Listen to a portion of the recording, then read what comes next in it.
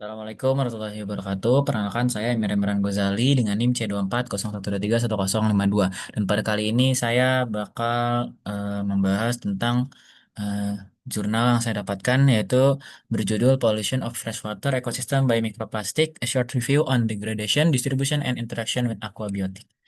Nah, jadi eh, ringkasannya yaitu pada jurnal ini, dia membahas tentang mikroplastik yang terbentuk dari degradasi limbah plastik berukuran besar yang masuk ke perairan melalui aktivitas industri, rumah tangga, dan juga pariwisata. Nah, partikel mikroplastik ini dia bersifat stabil, sulit terurai, dan dapat menyerap logam berat serta bahan kimia berbahaya di sekitarnya.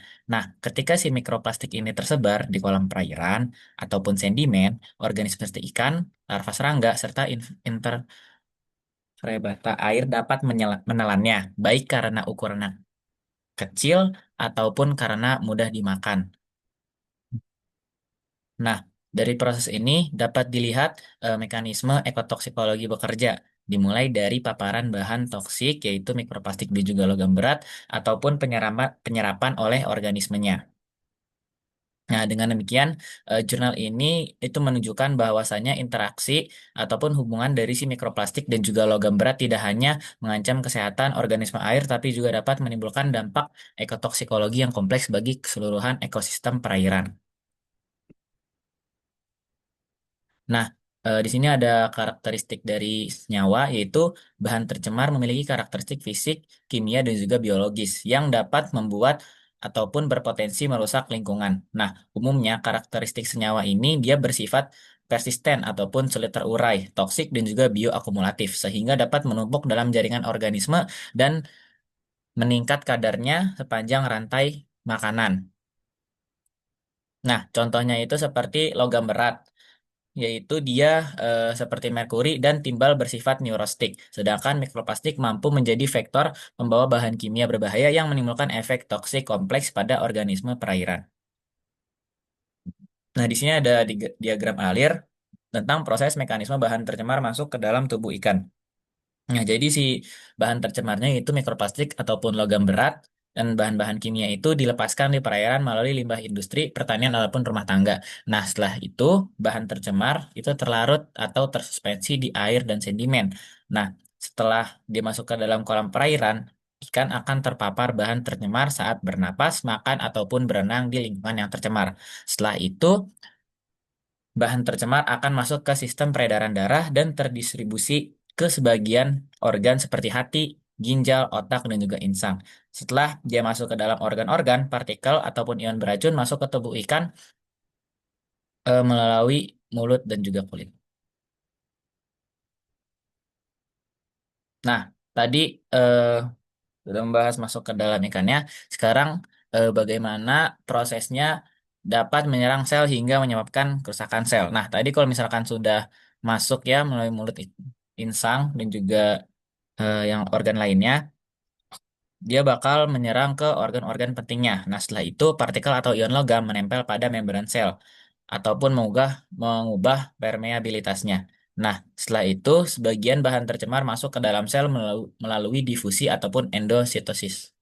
Nah, setelah itu bahan toksis bereaksi dengan enzim dan organel sel seperti mitokondria dan juga nukleus.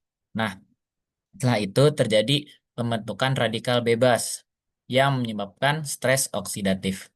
Nah, setelah itu eh, bakal merusak dari si kerusakan selnya. Nah, sekarang bakal membahas tentang proses bagaimana bahan tersebut menyerang jaringan hingga menyebabkan kerusakan jaringan. Nah, jadi kalau tadi udah masuk ke dalam ikan, selanjutnya bakal kerusakan banyak sel dalam satu jaringan mengganggu keseimbangan fungsional. Nah, selanjutnya tubuh ikan merespon dengan peradangan ataupun inflamasi di area jaringan yang rusak. Setelah itu, pembuluh darah melebar menyebabkan peningkatan aliran darah dan akumulasi cairan. Nah, setelah itu terjadi degenerasi jaringan atau penebalan epitel dan juga nekrosis lokal. Nah, setelah itu struktur histologi jaringan berubah, misalnya pada insang, hati, ataupun ginjal. Nah, akibatnya fungsi jaringan menurun seperti gangguan pertukaran gas, metabolisme, ataupun filtrasi.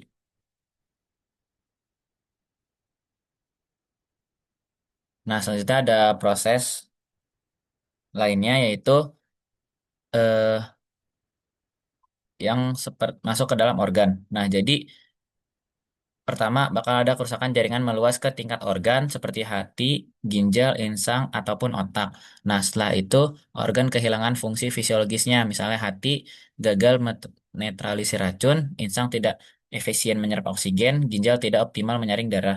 Nah, setelah itu, akumulasi bahan beracun meningkat dalam organ karena proses detoksifikasi terganggu. Nah, setelah itu gangguan sistemik muncul, perubahan metabolisme hormon dan perilaku ikan.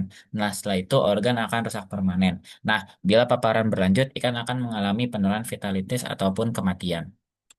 Nah, kesimpulannya, mikroplastik dan logam berat memberikan dampak toksik yang signifikan terhadap ikan dan ekosistem perairan. Zat pencemar tersebut dapat masuk ke tubuh ikan melalui insang, saluran pencernaan maupun permukaan kulit, lalu menyebar ke jaringan serta organ penting. Pada tingkat sel, bahan beracun menimbulkan stres oksidatif yang berujung pada kerusakan sel, peradangan jaringan, dan gangguan fungsi organ. Kondisi ini menyebabkan penurunan kesehatan ikan, timbulnya penyakit, hingga kematian. Secara keseluruhan, hal ini menunjukkan bahwa pencemaran bahan toksik di perairan berpotensi mengganggu keseimbangan ekosistem dan keberlanjutan kehidupan organisme akuatik. Sekian dari saya. Wassalamualaikum warahmatullahi wabarakatuh.